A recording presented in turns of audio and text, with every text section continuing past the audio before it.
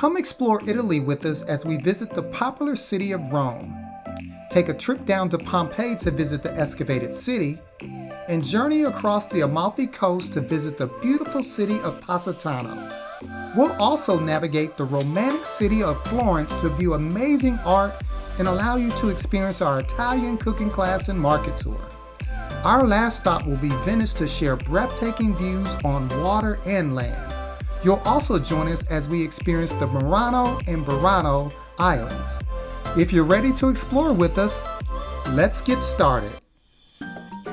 Our Italy journey starts in the city of Roma. Rome, the eternal city. The city is filled with so much history and culture, spanning over 2,000 years. Its history is deep. From its mythological origins to the ancient empires and ruins to the center of the Roman Catholic Church, we will attempt to excavate each layer of this voyage. Still overcoming jet lag, we immediately jumped into our adventures by taking a private sunset golf cart tour offered by Rolling Rome Rentals. The tour provided an opportunity for us to become oriented to the city while also taking in some breathtaking evening views of ancient Roman monuments, including the Pantheon, Trevi Fountain, and the Spanish Steps. Additionally, we visited the Church of St. Ignatius. All of Italy is adorned with magnificent architectural Catholic churches, but a trip to Rome would not be complete without a visit to the Vatican City. Vatican City is surrounded by Rome and is the smallest country.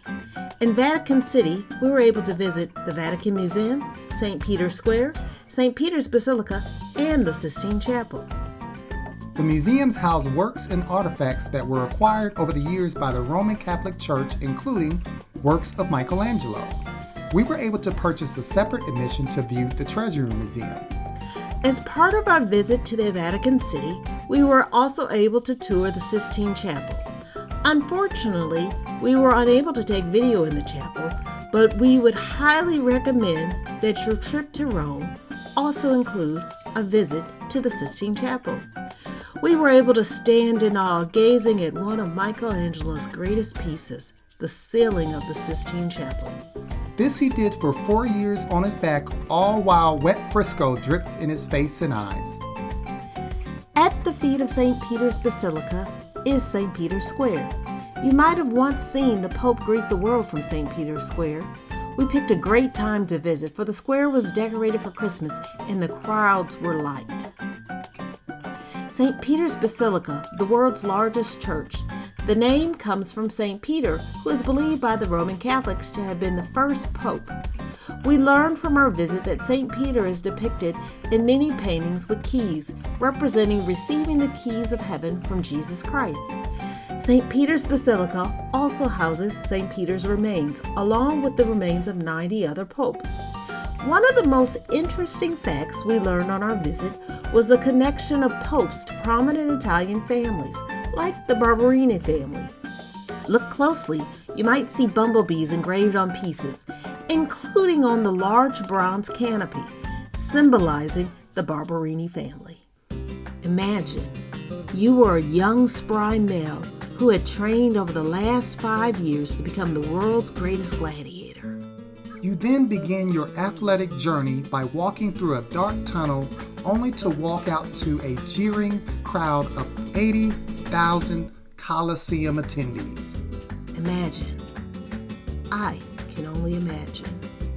It is hard to describe this incredible architectural monument. Do I start with that it was built in 80 AD, almost 2,000 years ago, and it still remains? Or should I comment on its mere size? Or should I start with how the materials it was built from has endured many natural disasters, but it still stands? Or maybe I should focus on the artistry and the dramatization of the lifts utilized underneath the floor of the arena that amazed the crowds. A visit to the Colosseum surely makes you understand why it is considered one of the 7 wonders of the world. While visiting the Colosseum, make sure you continue your journey through the ruins of Palatine Hill and the Roman Forums. Palatine Hill offers some of the best views of the Roman Forums and you will also see remains of the Imperial Roman palace built by Emperor Tiberius. The Roman Forum was the city center where government, business, and socialization all occurred.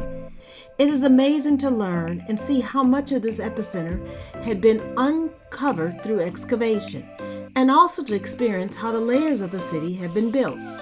Look closely, and you will also see the 3 remaining Arc de Triomphes dating back to 81 AD. The Roman Forum is also where you'll find the burial site of Julius Caesar. One of the best reasons to visit Italy in winter is because of all of the beautiful Christmas decorations, trees and lights, the magnificent Christmas markets, and the occasional sighting of a pack of Santa Claus biking through the streets. The Pantheon is a former Roman temple built in 609 AD, and it remains the largest unsupported dome in the world. Admission is only $5, and it is well worth the cost. Of course we visited Trevi Fountain in hopes to assure that one day we would visit Rome again by making sure we did not lose our coins in the fountain so we could afford to return again. We were blessed. By visiting the fountain in the evening, it allowed us to deal with fewer crowds, but it was still busy, but still not peak season busy. Our hotel, the Inn and View at the Spanish Steps, was located at the foot of the Spanish Steps. The location was amazing and the service was superb. We would recommend this location if you would like to be in the heart of it all. But if you prefer to retreat in the evening to a quiet oasis, this location is not for you. So of course we walked those 135 steps to get an even better view of the city and also to see the Christmas tree decorated by Dior. At the foot of the Spanish Steps is the Fountain of the Boat. Since we were visiting Rome during holiday, we stumbled upon Christmas markets in Piazza Navona. Piazza Navona was previously a Roman stadium and now is the home of the Fountain of the Four Rivers, Neptune Fountain, and the Fountain of the Moor. The Altare della Patria, or sometimes known as the wedding cake, symbolizes the unification of Italy. This large, prolific monument sits high and can be seen throughout the city. We started our early morning journey to Pompeii in Rome at the Piazza de Popolo, the People Square. From there, we boarded our tour bus to Pompeii. The preservation of this ancient Roman city is astonishing. As we journey through the town, we can really imagine what life would have been like prior to the eruption of Mount Vesuvius in 79 AD.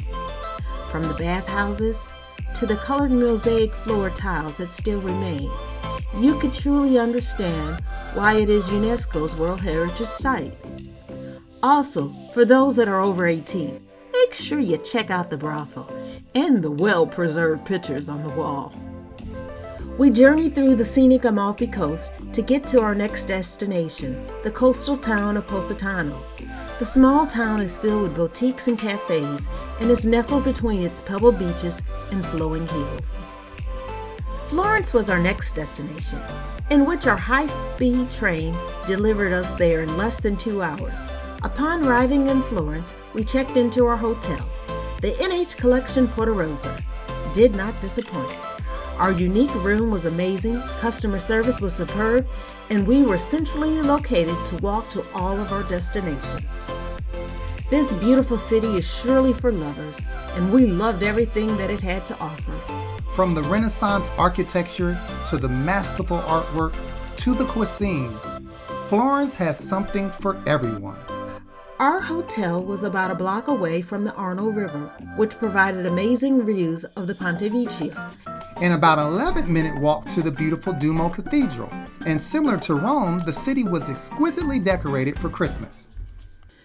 We had the opportunity to check out both the Uffizi and the Accademia Galleries, homes to some of the greatest artists in their works, including Michelangelo, Da Vinci, Botticelli, to name a few. A visit to Florence is not complete unless you check out Michelangelo's breathtaking sculpture of the David. What better souvenir to take home than to learn the art of Italian cooking? So of course we took a cooking class. We made a bolognese ragu to go with the tagliatelle pasta. We also made ravioli and tiramisu. all made from locally sourced ingredients from the local market. Next stop on our journey, Venice.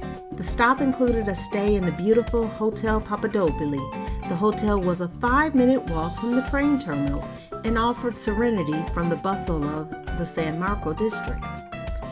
There is no better way to explore Venice but to allow yourself to get lost in its medieval narrow cobblestone streets, bridges, and canals. For the city of less than 50,000 residents is made up of 126 islands and 472 bridges. The city is not for the faint of heart and not the most accessible because all navigation of the city is by gondolas, water taxis, and the use of your 2 feet. When visiting Venice in the winter, you might encounter acqua alta or high tide, but the rising waters did not stop us, and it appears that the city is well equipped to handle the periods of the day during high tide. Venice is divided into 6 neighborhoods, but most of our activities took us to the area of St. Marco. Our hotel was in the area of St. Croix, about a 45-minute walk to St. Marco. It was amazing, our journey each day getting us to St. Marco. It seems like following the same yellow posted signs somehow, magically, took us a new way each time. But we would always know we were close when we saw the Rialto Bridge.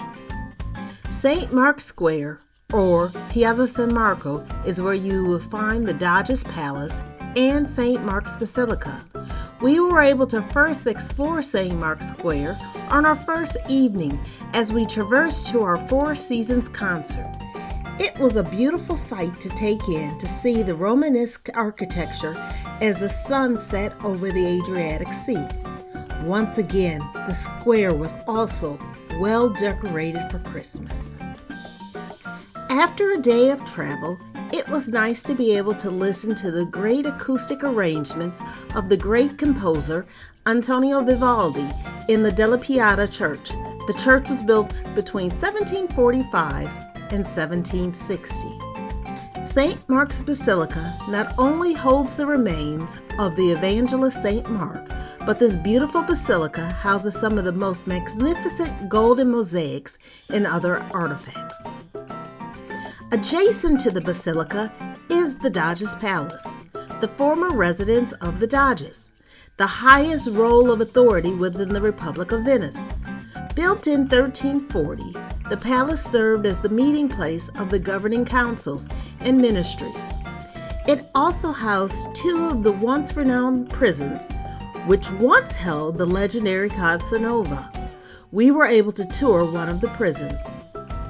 In order for us to get to the prison from the palace, we had to cross the Bridge of Sighs and experience the last sights an inmate would have seen of the mystical floating city. It's ironic how many lovers now will get engaged under the bridge. The Bridge of Sighs, evoking sadness for some, but expressing eternal commitment for others. While in Venice, you must take advantage of a romantic gondola ride while your gondolier serenades you. Our final stop on our journey took us to the islands of Murano and Burano. These small islands are accessible by a water taxi from Venice and a great day trip. While in Murano, we were able to experience the ancient craft of glassmaking, and the colorful island of Burano shared the craft of lace making. Although both islands are small, the shops were quaint and both experiences were amazing. And like the rest of our visit in Italy, they were also beautifully decorated for Christmas.